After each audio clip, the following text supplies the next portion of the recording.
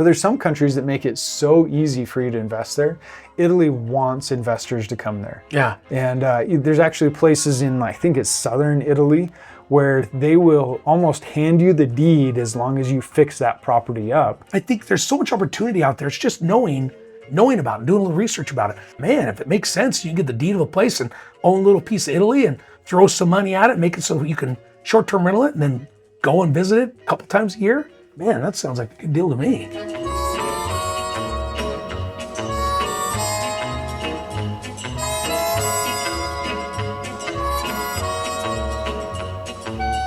All right, welcome back to the Massive Passive Income Show. I'm Jason. I'm Colter.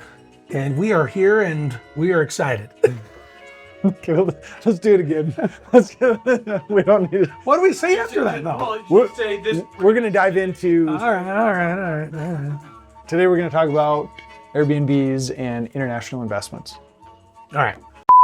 Welcome back. This is the Massive Passive Income Show. I'm Jason. I'm Colter. We're going to talk about AirBNB's and international investments today. Short-term rentals. What a great topic. So Jason just got done with a little tour of Europe. Yeah. And was able to stay in some AirBNBs and had some experiences and wanted to talk about, some of the real estate that he looked at, but as well as like the experiences and some of the feedback that he would have for those Airbnbs. So dive into it, Jason. Yeah, it's awesome. So we got this little villa in this complex. We're on the 6th floor and it had a little garden area and an elevator that was way too slow, but it was really nice. And the great thing about it was, even my wife after the second night, she goes, "This is really nice because it was clean. It was everything was there we thought when we first started." And that's what I want to talk about, is some things they can do differently. But the biggest thing about it was clean and it looked new. Even though I knew it wasn't, probably that building was 300 years old, but however they did and they remodeled it, they did a really good job. And the other thing I liked about it is there was 2 different doors. They had an outer door that brought you into the middle of the area, and then they had an elevator, and then you went to your actual door of your place. So I felt really safe being there because they had 2 different keys. You had to get in through the main door, and then you had to get up and get into the other area, and then you had another door.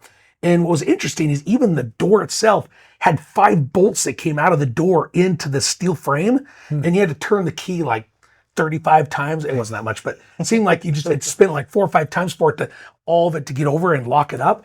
So my wife the whole time, and my family, which I asked them, they said we never felt not safe being in that villa. And so that's important. Mm-hmm. So I think that's something, especially in a foreign country for Americans, and maybe, when people come from overseas to here, that in our short-term rentals and Airbnbs, to let people feel like they're safe being there. And whatever that may look like, the ability to be able to close blinds, be able to close windows, the ability to be able to lock things up, to lock things down so that people feel safe. Because if you don't feel safe, you don't want to be there. Mm-hmm. And so that goes along with neighborhood, that goes along with areas of the city. So which was huge. But here's a couple of things that I got inside there is their kitchen. They had a really, really sparse kitchen. Like it had a kitchen, but there wasn't very many, I couldn't even find a spatula. They didn't have a spatula in the kitchen. They didn't have any soap. They didn't have they had a dishwasher. Everything was written in German or in Italian. And so I could convert it with my Google Translate, but they had a washer and dryer.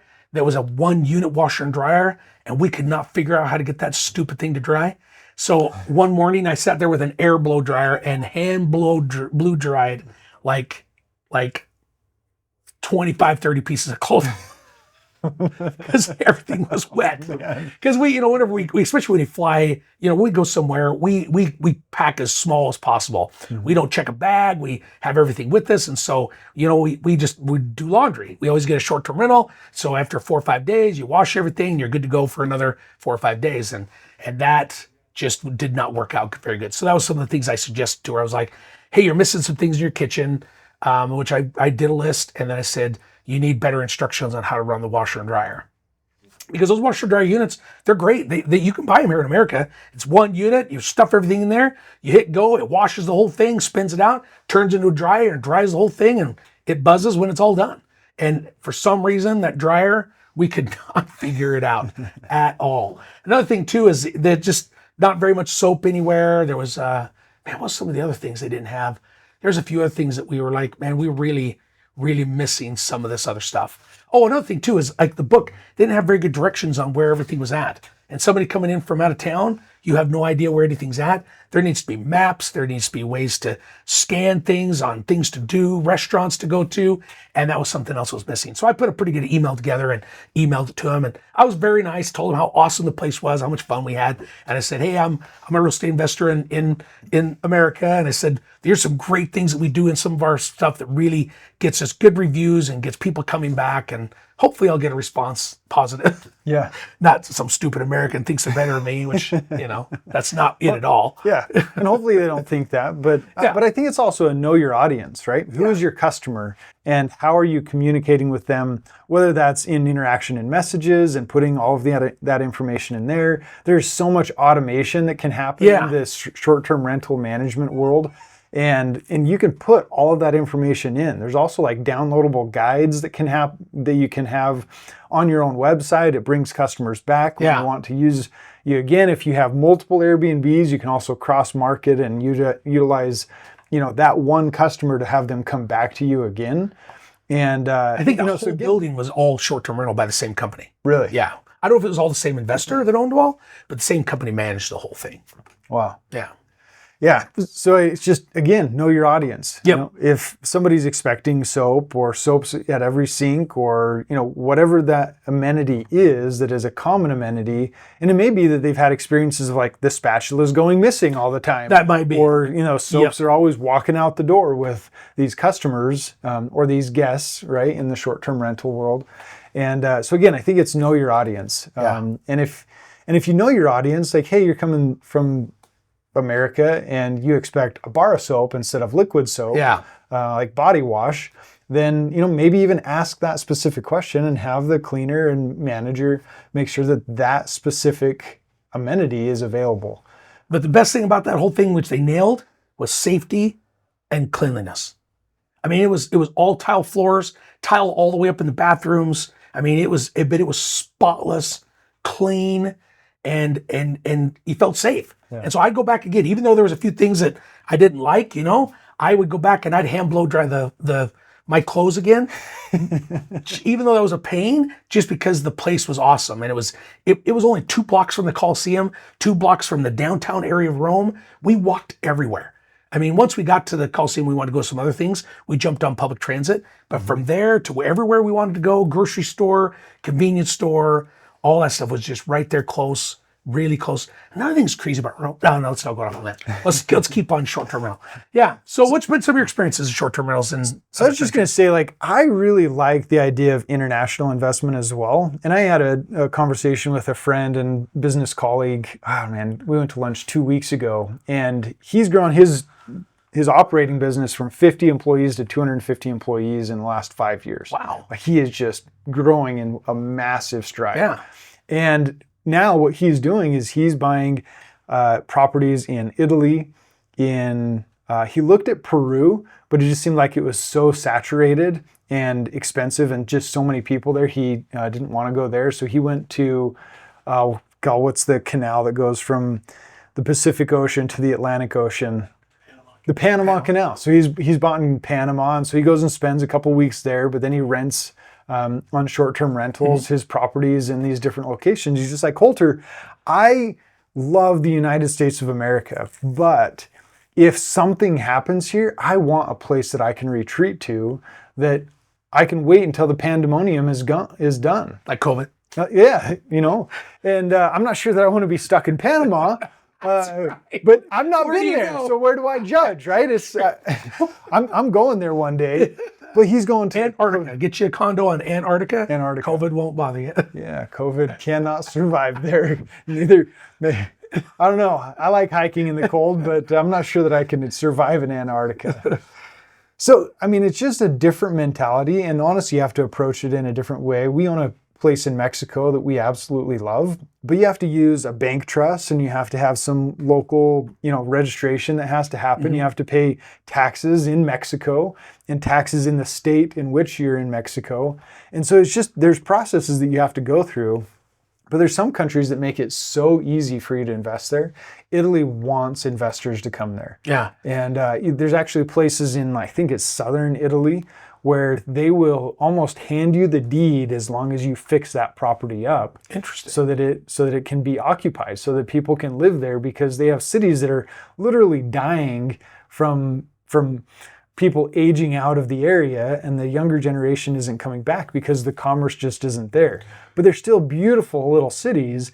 It's just they don't have the investment in the infrastructure and the tax base to support all of the, the roads and the city amenities. Yeah. I talked to the lady and talked to her about doing some investing. She gave me a couple websites to go to of their company that you can be a fractional ownership in some of their things, and there's other things that they do or whatever else. But something by doing just a little research in real estate, because I'm in real estate, I can't help myself but ask questions about real estate. One of the things I found about Italy is you cannot tear down any building or structure, no matter what. No matter how old it is, if the thing's already fallen down, you cannot remove an old building. You could build another one on the property, but you can't remove the old building. And if you do, like it's a safety issue, there's a whole bunch of red tape to be able to move that building off. So everywhere we went in Italy, especially in the country and the rolling hills of all the wine or grape, ranches. What do they call it? A farm? Vineyards. Yeah, vineyards. There you go. All the vineyards we went through and all the different things. There is, new buildings, and then there's all these old dilapidated buildings. The roofs have fallen in, and I'm like, what's the deal? All this, but it's kind of got its own beauty in itself too, because it's, how old it is. The villa we stayed at in Tuscany, which was by this little village, was built in 1200, the original. And then it got remodeled in the 1400s, got remodeled again in 1700s. Then it got added onto in the 90s and remodeled in the 90s. And that's pretty much what we stayed in, was what was done in the 1990s, which was still a little rough, but beautiful, beautiful place on top of a hill overlooking the whole valley. I mean, it was crazy. And so there's so much opportunity out there. It's just knowing about it, doing a little research about it. I didn't realize that there's places that are, give you a place as long as you improve it, and it might be a great opportunity. I don't know how much money it's going to cost, or whatever else. You'll have to, figure that out. But man, if it makes sense, you can get the deed of a place and own a little piece of Italy and throw some money at it, make it so you can short-term rental it and then go and visit it a couple times a year. Man, that sounds like a good deal to me. Yeah, and I've actually thought that a place, and whether I own a place there or not, like I'd like to go in 90-day increments, and then I want to go in the little, cafes and shops, and I want to be the guy that's sitting there reading a newspaper and, meeting the people and like understanding the culture. Like that to me sounds like fun. Like Don't go from 1 to 3. They shut everything down. No, they don't. Yeah, in Italy, it's not 1 to 3. You won't see anybody going through that. You can read all the newspaper you want, but you won't be talking to anybody. All the places are closed. You won't get any coffee. You won't get anything. But the nightlife is crazy. Everybody drinks, and they drink, and that's what they do. They get together. There's no reason. In fact, one of the guys is like, why would you get together if you're not going to drink? He said, only can say so much. I'm like, well, I guess that's true. Well, that's why you got to have a siesta in the middle of the day. So you can have a rest. So, well, interesting. I think the big thing about this episode is there's opportunities everywhere. And whether it's in your backyard, and if you're like, oh man, I can't make anything happen in Idaho Falls, the prices are too expensive, there's other places you can invest. I firmly believe stay with what you know, especially if you're a new investor. Don't go buying something in another state, especially if you don't know anybody there. You'll kill yourself. But there's opportunities everywhere. There's opportunities to network, opportunities to reach out to other people. You could partner. There's just ways. There is cash flowing properties all over the place. There just may not be something in your backyard. Yeah. And I'm not saying Idaho Falls, because you can find stuff here too, but I've heard it from a bunch of people. Oh man, I haven't bought anything for a while because you can't make anything work in Idaho Falls. I'm like, really? Because I got people buying it all over the place. All over there. Yeah, all over. So, a lot of that's mentality and mindset also. But yeah. Well, and if we stop looking, or we close off that mindset of, hey, you know what, I'm not going to find anything, you will not find anything. It's so true. You won't allow yourself to make sense of what it's supposed to look like. After the recession, I'm like, man, it's been 2 years since I bought and flipped a property. And my wife's like, do you believe you could make money? I'm like, well, yeah. She goes, you gotta, like, regardless of what happened in the recession, there's properties out there. I had to change it, because I'm like, whoa, what's happened? I'm not doing anything. And so as soon as I said I'm not doing anything, guess what? Nothing came about. Nope. I stopped looking. I stopped even talking to people about it. So even though there may be crazy things out there and the interest rate's high and prices are high or whatever else, as long as you stay engaged and stay open to the idea that there's still deals out there to happen and still deals out there that you can find, then you're going to find them. Yeah. No, absolutely. Opportunity of a lifetime comes around, but Once a week. once a week. And if you're really positive, once a day. But that's... All right. Okay. We're setting the standard higher. Thanks for tuning in. Cool. Thanks, Jason.